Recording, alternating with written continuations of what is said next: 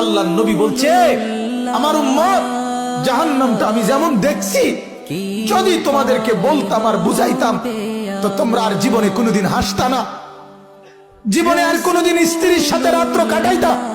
জীবনে কোনোদিন জনপদে থাকতা না,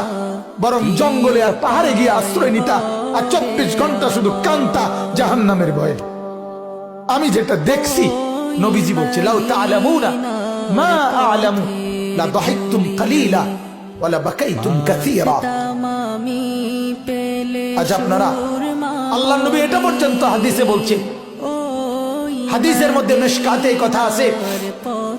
কোন মানুষের লাশ যখন লাশের খাটিয়ায় করে নাফরমান